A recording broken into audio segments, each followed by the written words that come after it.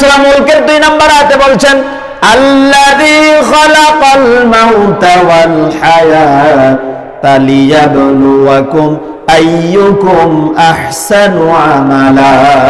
আল্লাহু আকবার।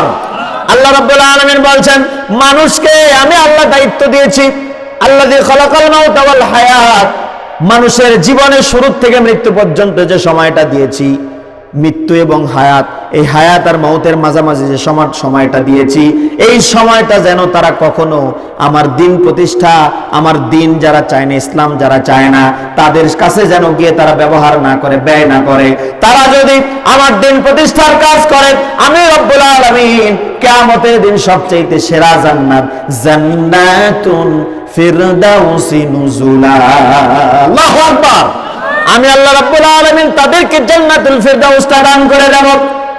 যুগে যুগে তাকান, যারাই আল্লাহর প্রিয় বান্দা ছিল, যারা আল্লাহর প্রিয় ছিল, যারা আল্লাহর কাছে সবচেয়ে আপনজন ছিল, তারা কিন্তু জীবন দিয়ে চেষ্টা করেছে, তারা কারো কাছে মাথা নত করে নাই, মাথা নোয়ায় নাই।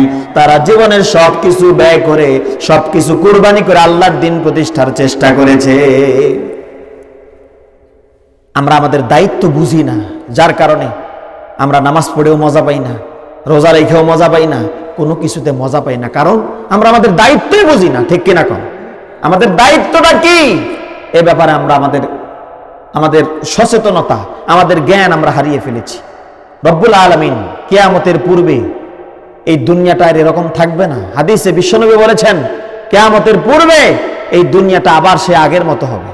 একটা লড়াই হবে, যেই লড়াই হবে পূর্বে যেমন আপনার তীর ধনুক তরবারি দিয়ে লড়াই হয়েছে, সেই সময়টা আবার আসবে। সেই লড়াইয়ের নেতৃত্ব দিবে ইমাম মাহদী আলাইহিস সালাম। সুবহানাল্লাহ। তবে তার পূর্বে একটা মালহামা হবে, যে মালহামা মানুষ, পৃথিবীর সবগুলা মানুষ যদি 3 ভাগ হয়, 2 ভাগ মানুষ মরে যাবে, 1 ভাগ মানুষ থাকবে। ওই 1 ভাগ মানুষ নিয়ে ইমাম মাহদী আলাইহিস সালাম সারা পৃথিবীতে আল্লাহর রাজ কায়েম করে সমস্ত জালেমদের সমস্ত চক্রান্ত নষ্ট করে দিয়ে আল্লাহর জমিন, আল্লাহর দিন প্রতিষ্ঠা করবে। এখন সিদ্ধান্ত আপনার, আপনি কার দলে থাকবেন, দাজ্জালের দলে নাকি ইমাম মাহদীর দলে? এখন সিদ্ধান্ত আপনার। আল্লাহ রাব্বুল আলামিন সেই জন্যই বললেন আমি আমার মুমিন বান্দাদের জান আর মাল কিনে নিয়েছি, জান্নাতের বিনিময়ে তারা যদি জান্নাত চায় তাহলে আমি আল্লাহ তাদের জান্নাত দেব, তবে তাদের শর্ত হলো জান আর মাল দিতে হবে। রব্বুল আলামিন কোরআনে বলছেন ইন্নাল্লাহা আশতারা মিনাল মুমিনিনা আনফুসাহুম ওয়া আমওয়ালাহুম বিআন্না লাহুমুল জান্নাহ। যদি জান্নাত চায় তাহলে জান আর মালের মায়া ছাড়তে হবে। তবে যদি কেউ জান আর মালের মায়া ছাড়তে পারে, আমি রব্বুল আলামিন গ্যারান্টি দিলাম তাদের জান্নাত দেব। শুধু তাই নয়, আমি আল্লাহ রব্বুল আলামিন দুনিয়াতেও তাদের মর্যাদা বাড়িয়ে দেব, শান শৌকত বাড়ায়া দেব। তারা তাদের যদিও সম্পদ না থাকে, সম্মান দেবে কে? আরো জোরে কোন?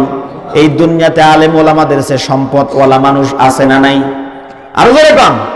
এই যে আল্লামা সাইদি, যে মানুষটাকে 10 বছর 11 বছর জেলখানায় রেখে কষ্ট দেওয়া হলো, কি অপরাধ ছিল? বাংলার সব মানুষ জানতো তার কোনো অপরাধ নাই। ঠিক কিনা কোন? যে আওয়ামী লীগ করে সেও তাকে ভালোবাসে, যে বিএনপি করে তাও ভালোবাসে, জামাত ইসলাম যারা করে তারাও ভালোবাসে, চরমনাই যারা করে তারাও ভালোবাসে, জাতীয় পার্টি যারা করে তারাও ভালোবাসে। যে আল্লামা সাইদির অপরাধ নাই, তাকে যে অপরাধী সাজায়া এই যে 11-12 বছর জেলখানায় রাখা হলো, এই সব অপরাধগুলা মিথ্যা এবং বানোয়াট। তাকে বলা হলো ধর্ষণকারী। সাক্ষী দিবে কে? সাক্ষী দিবে সুখরঞ্জন বালী। সুখরঞ্জন বালী সাক্ষী দিল আমার পরিবারকে আল্লামা সাইদি ধর্ষণ করেছে, নাউজুবিল্লাহ।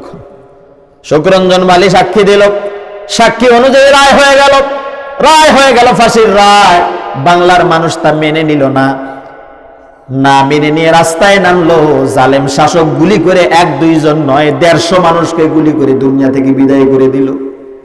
মানুষ তাও মানল না, আরো জীবন দেবে।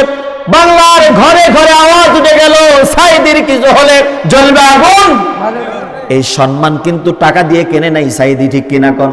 সাইদি যদি চাইতো সম্মান কিনবে, যদি পীরগিরি করত, সাইদির মতো বড় পীর আমার মনে হয় বাংলাদেশে আর কেউ হতো না।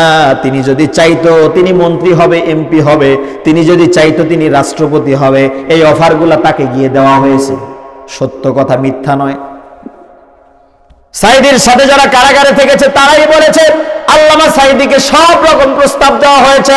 ও সাইদি সাহেব, ভারত বিরোধী কথা বলবেন না, সরকার বিরোধী কথা বলবেন না। আপনার কি চাই? আপনি যদি চান আপনি বাংলার রাষ্ট্রপতি হয়ে সর্বোচ্চ সম্মানে থাকবেন, তাও আপনাকে দেওয়া হবে।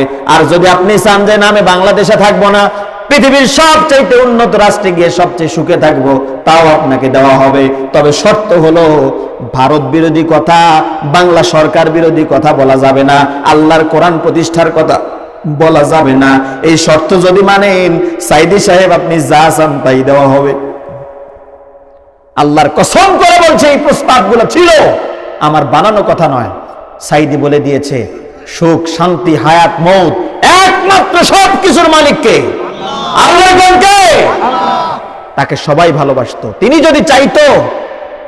যদি চাইতো পীরগিরি করে লক্ষ কোটি কোটি টাকার বাড়ি বানিয়ে বাংলাদেশের শ্রেষ্ঠ ধনী হতো তিনি, ঠিক কিনা?